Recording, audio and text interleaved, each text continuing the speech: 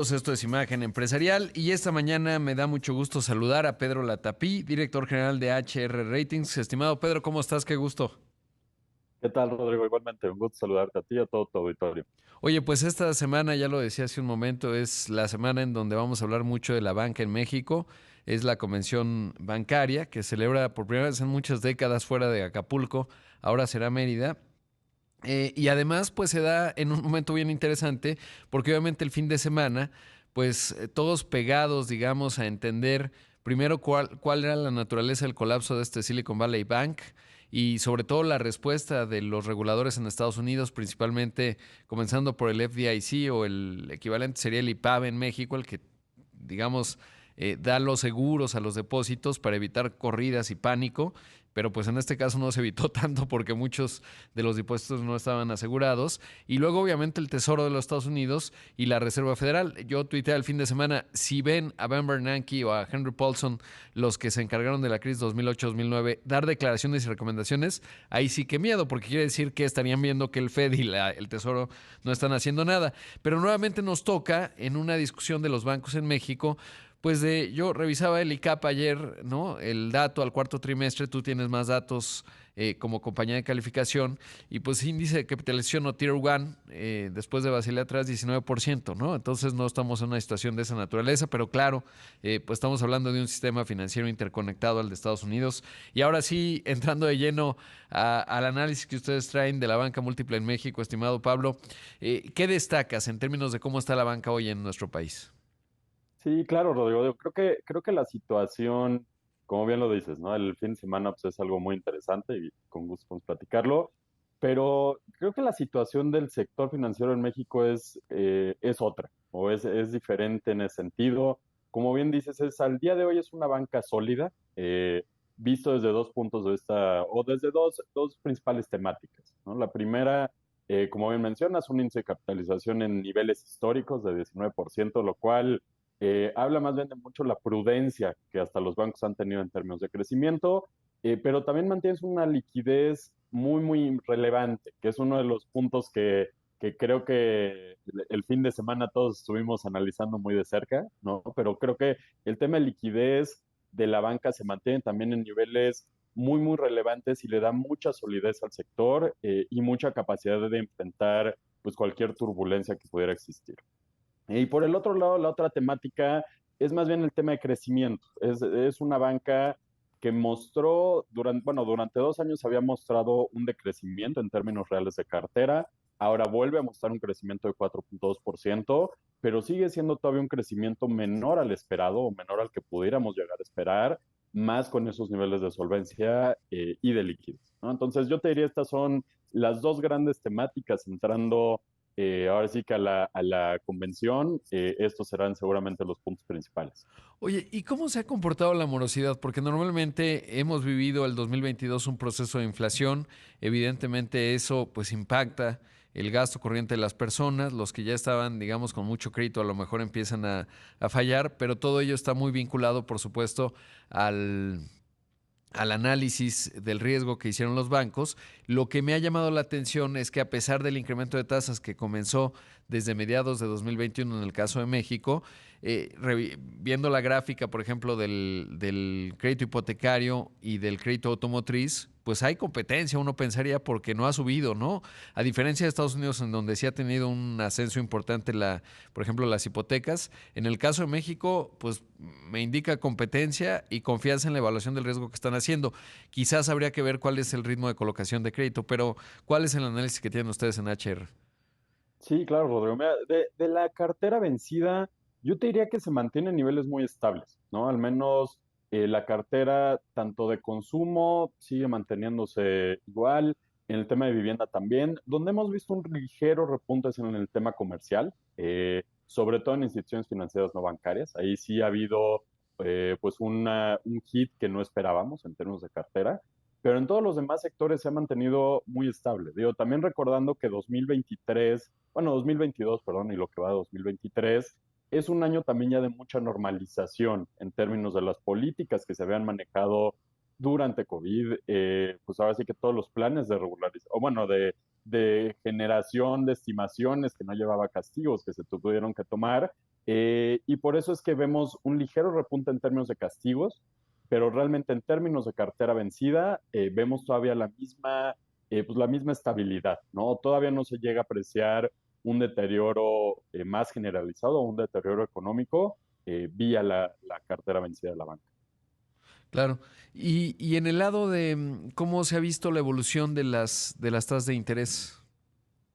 Sí, claro, mira, la situación de las tasas yo creo que es algo muy interesante, ¿no? Lo que hemos visto es que de hecho aún con una incremento, o bueno, con el incremento importante que vemos en cuanto a la tasa de referencia por parte de Banxico, aún con ese incremento, el spread de tasas, que es básicamente lo que el banco gana entre lo que presta y lo que tiene que pagar, el spread de tasas se ha mantenido, está en niveles de 5%, que si lo viéramos durante 2019, 20, 21, 22, sería ese es el rango, ese es donde se mantiene, lo cual nos habla más bien de la estructura de los bancos en términos de sus tasas, ¿no? Poco, creo que a final de cuentas uno de los grandes aprendizajes en México es pues no estar prestando o no creer que la tasa se va a mantener en los mismos niveles durante todo el tiempo o durante los próximos 20 años, ¿no? Entonces la banca ha sido muy prudente en ese sentido, mantiene la tasa en tasa variable o la tasa activa en tasa variable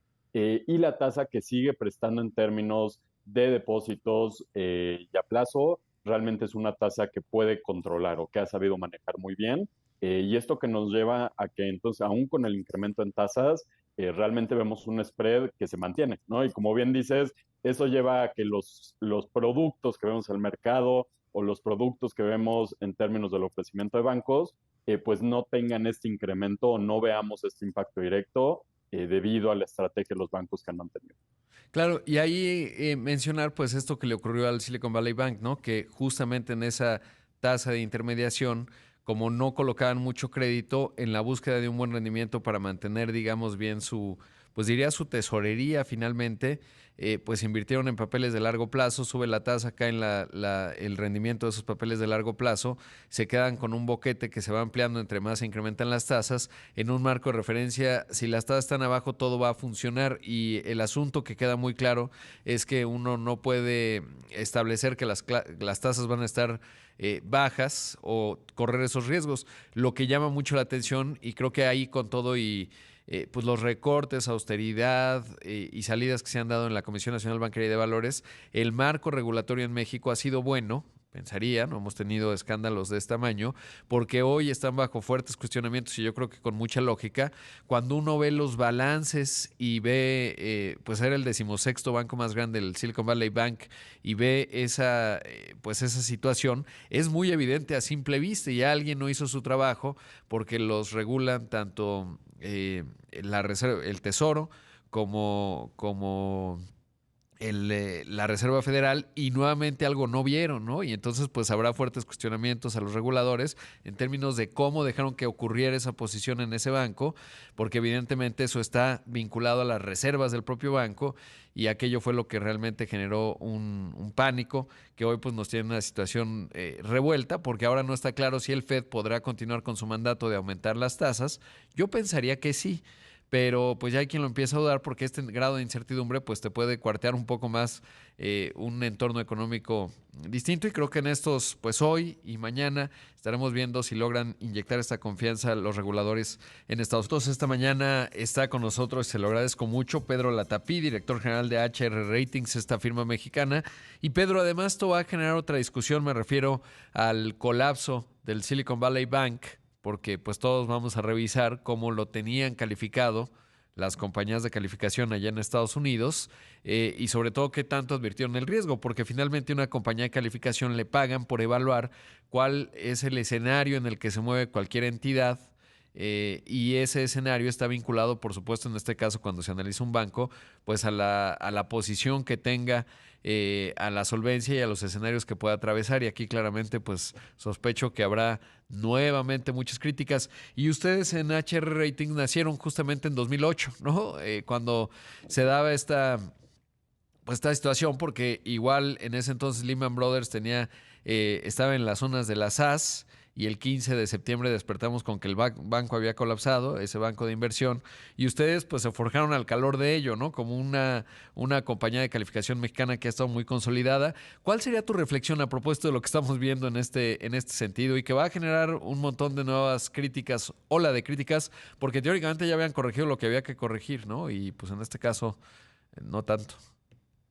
Claro, claro, Rodrigo. No, hombre, digo, excelente, excelente pregunta. Mira, yo te diría, como bien dices, HR nace justamente en este periodo, ¿no? En 2008-2009, y nace siempre con una idea muy clara de dar claramente un servicio muy diferenciado y en términos de la metodología, hacer una metodología muy clara, muy transparente y donde la metodología realmente se basa en cosas muy medibles. O sea, todas las metodologías ninguna es una caja negra, no hay nada que ocultar, todas son muy claras y no, creo que el gran aprendizaje 2008-2009 que llevamos en HR, así que hasta los huesos, es el no creer que por ser el nombre X o ser el nombre Y, la calificación que tiene que estar relacionada es tal, ¿no? O sea, no creemos en esta filosofía del too big to fail, ¿no? De demasiado grande pues para no fallar. Y realmente ese es nuestro diferencial, ¿no? Y eso es lo que creemos. Y yo te diría, sí, digo, y viendo un poco los números del banco, los números que mostraba, nos hubiera llamado mucho la atención, como bien mencionabas hace rato, el tema de un descalce muy evidente y muy directo en cuanto a la duración del activo y la duración del pasivo.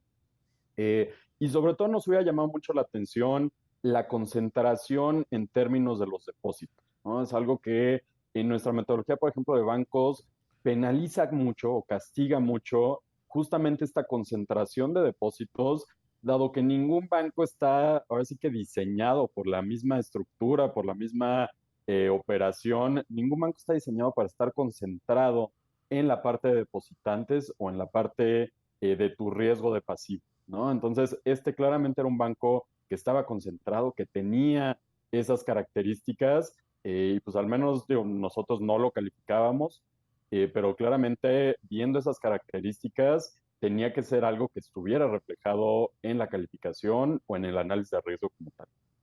Claro.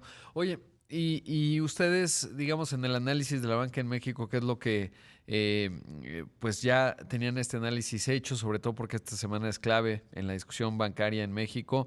¿Ven ha habido ciertos bancos que han tenido situaciones en México?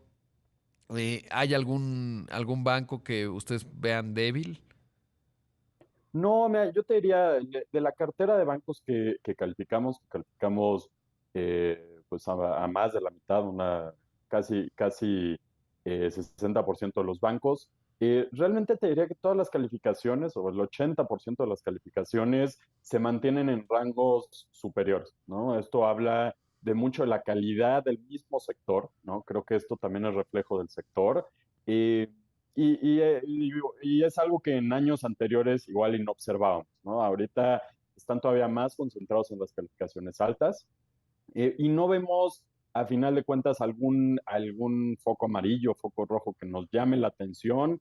En este momento no lo vemos, no vemos una banca muy prudente, así que creo que en algunos momentos hasta hemos sido muy vocales en términos de demasiado prudentes, ¿no? Dado que esto te pega en términos de crecimiento y te Claro. pega en términos de lo que puede prestar, pero esa es la situación que vemos al día de hoy. Sin duda. Pues Pedro, siempre un gusto platicar contigo y bueno, lo seguiremos haciendo. Ya habrá oportunidad de hablar de HR y la expansión, la estrategia de negocios, que es siempre interesante, sobre todo por lo que decimos, es una compañía de calificación mexicana y eso se vuelve muy valiosa y cuando vienen situaciones como la que estamos viendo, pues vienen nuevas reflexiones y a ustedes pues los toma forjados al calor de una primera crisis y ahora pues bien, ¿no? Digo, en este caso no va a haber un contagio afortunadamente, pero sí siempre relevante. Muchas gracias. A ti, Rodrigo, encantado de saludarte. Un abrazo. Ahí escuchamos a Pedro Latapié, el director general de HR Ratings.